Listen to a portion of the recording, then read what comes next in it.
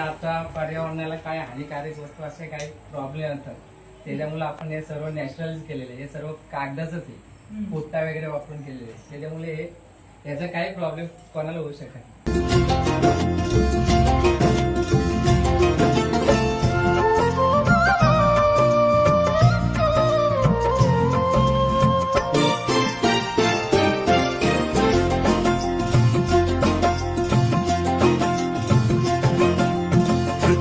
वायू जल अग्नी अन आकाशाचे गान. पृथ्वी वायू जल अग्नी अन आकाशाचे गान. तर आज जो मी डेकोरेशन केलं आहे त्या डेकोरेशनचं नाव आहे निसर्ग वाचवा. तर चला मग मी तुम्हाला पूर्ण दाखवतो.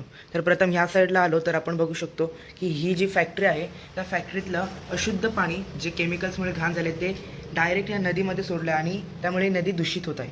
त्यानंतर पुढे आपण बघू शकतो की इकडे सर्व झाडे वगैरे कापलेले आहेत, सर्व सुक्कं पडलं आहे.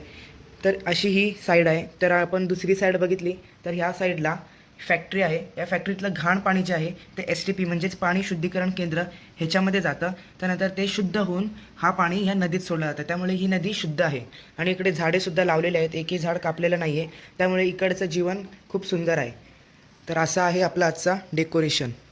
आकाशाचे गान.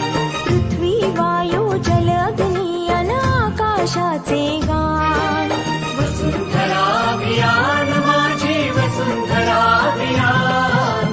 वसुंधरा अभियान माझी वसुंधरा अभियान.